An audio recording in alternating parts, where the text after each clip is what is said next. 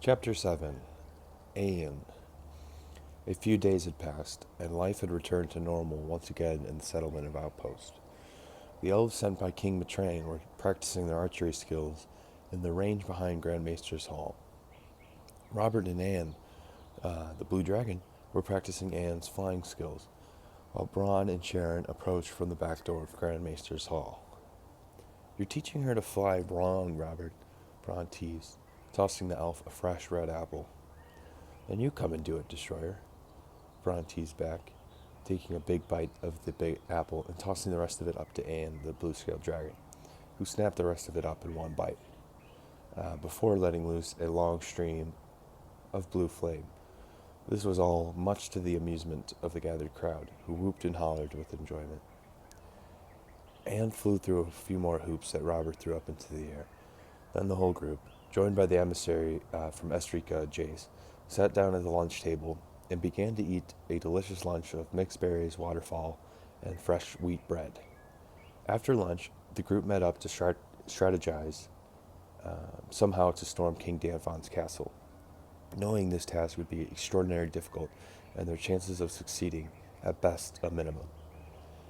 "If we lead a small force right through the king's," Brian began to say, using midnight as a pointer, but Sharon cuts him off. "Yes, but what of Grey Winter? You expect a small force of men to hold off the oldest and largest dragon known to Underaf." She raises her sword, Crystallis, matching the move Braun made. The other five King's elves looked around with a bit of uncertainty, unused to the commotion usually looked down upon in elf culture, especially in regards to a woman speaking out to a man. It did not seem to bother Robert, though, and he responded accordingly with, "Emeraldo is already the size of a horse, growing every day, and bristle right behind him." "That's true, Robert, but how—" Braun cut Sharon off. "But nothing, Sharon. It's our 3 dragons or nothing at this point, and the size of them will have to work. It just has to." He trailed off with a concerned look uglying his face. "It shall work, Braun. Us elves will make sure of it," Robert says, turning to his peers with a steely look in his eye. "Okay, now that that's settled, the elves will lead an attack on the main gate with the help of Emeraldo and Anne," Braun says, drawing a line in the air with midnight on the map of King Danfon's stronghold. Braun turned to Jace, his son's sword and shield glimmering from the light of the torches. "Jace, you, Phil, and myself will mount a side assault on the east gate with the help of Bristle," Braun shrugs, already looking the part of a wartime commander, his black sword shining with dark light. Jace responds accordingly, "I met your command, Commander, Destroyer." "Good," he replies. "With that out of the way, I thank all of you from the bottom of my heart for being at Outpost with us. We shall take King Danfon down on this day," Braun proclaims to a crowd of cheering elves and men. Chapter 8. The Battle for Underaf. The elves and men were happy with the progress they made for the day, and decided to retire to their beds early that night, dreams of battle filling their heads. The next morning, everyone met up again back in Grand Maester's backyard for one final speech from Braun before they headed east of Outpost to take down King Danfon once and for all. Men have tried for many years to take down King Danfon and the terrible Grey Winter. However, they have always failed. It is up to both men and elves to take this dictator down once and for all. Boisterous cheers erupted from the crowd. Grand Maester wiped a tear away from his wrinkly face at the sight of his former student's newfound success as commander of the resistance. "Follow me to victory. Follow me to the gates of King Danfon, and we shall free Underaf on this day," Braun the Destroyer yelled, the army responding with yells of their own. With the Destroyer's speech coming to its end, the small army of men and elves made their way through Grand Maester's Hall, past the market, and through the main gate into the forest to begin heading east past the plains, eventually finding King Danfon's castle coming into view. When the men and elves gathered, Braun raised his right hand in the air, made a fist, then pointed right at King Danfon's throne room, screaming, "For Underaf!" And with that, the battle began. and men and elves fighting together for the first time in 1,000 years, charged Danfon's castle. Arrows began to pepper them, and Jace lifted his sun shield to block as many as he could as the group continued their charge. For not, though, one of the arrows grazed a resistant soldier, and he grimaced in pain, but continued on at a slower pace. Bronn, Jace, and Phil broke off from the main assault group. Bristle the Crimson Dragon followed in the sky. More arrows met them, and the tops of Danfon men caps could be seen in the windows of the castle, firing wave after wave of arrows at the break-off group. This distraction gave the remaining elves and men a good opportunity, though, and they began breaking down the gate with the battering ram they had brought with them. More arrows flew down on the break-off group, attacking the east gate. But that was fine, as the main gate, the leftover men and archers broke through the main gates.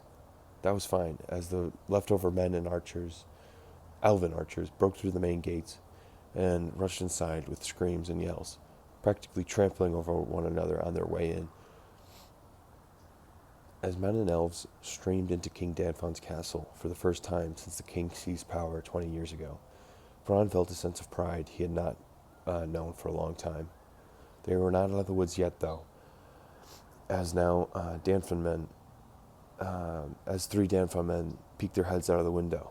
But before they could draw another arrow, one shot through the day and right into Phil's belly. Before he could draw another arrow, the Danfon man shot an arrow through the day and right into Phil's belly, forcing the squire to his knees with a loud exhale of breath. Phil! Jace yells out, his son's sword and shield falling to either side of him. Bronn looks on in horror, but has to go on. This can't be all for naught. Doesn't look too good, does it, Jace?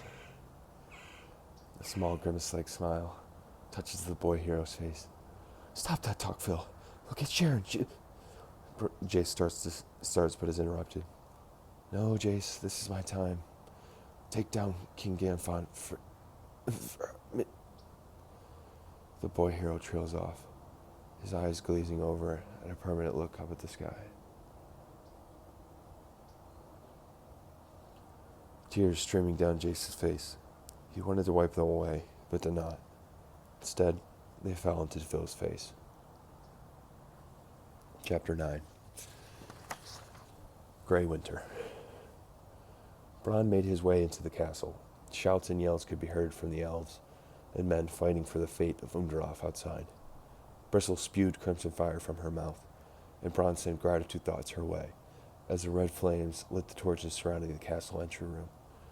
Bronn made it to a pair of pure white doors. A dragon that must be Grey Winter adorned a statue of a dragon that must be Grey Winter adorned the top of both doors. Bristle was only slightly larger than just her head. Bronn opens the doors, making a loud creaking sound that echoed throughout the throne room. Excuse me. At the center of the room, a bone-white throne lay. In it, a beastly man sat, his jet-black beard shining in the red torchlight, and behind him stood the biggest dragon in Underaf history. Grey Winter had inky black eyes, and scars covered the dragon's entire body. Ivory thorns lined the dragon's spine, going down to his tail.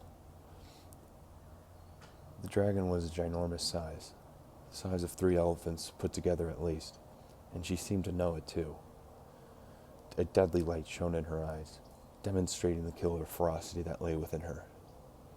Well, it seems as though another ungrateful citizen has decided to end his life today.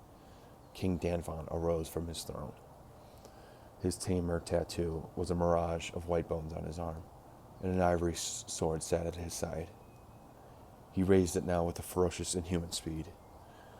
Your time ends now, Danfon, Bronn replies accordingly, drawing the black sword midnight in one fluid motion. Bristle flew ahead, spewing crimson fire from her mouth, and roaring loudly, with a ferocious look of her own. The 2 men clashed with their black and white swords. Gray sparks flew with each strike, and the men appeared to be at an impasse. Simultaneously, Bristle fought Grey Winter, the smaller dragon, holding her own against the giant one, taking her with blood-red claws, raking her with blood-red claws. The two big men clashed. Destroyer versus king, ruler versus regent, master versus subject. Suddenly, Robert and Sharon burst into the room. "Run!" Sharon yells, momentarily taking his focus away, long enough for Danfon to slice his arm, the red blood dripping into and becoming a pool on the marble floor. "Bronn, we're routed! We need to go now!" Robert yells, and Bronn breaks away from King Danfon, turning and running back towards his fellow resistance fighters. Bristle comes back too safely, sending one last burst of red fire into Grey Winter's face, causing her to screech in agony. The three fighters ran back through the entry room and back out into the courtyard, where Jace was waiting for them, his face somber from the event that just took place. "Come on, it's time to go. We lost." The four fighters hopped on the three dragons, now of a size that they could be rideable, and flew back to outposts. The rest of the fighters returned soon after, and everyone felt the sting of defeat.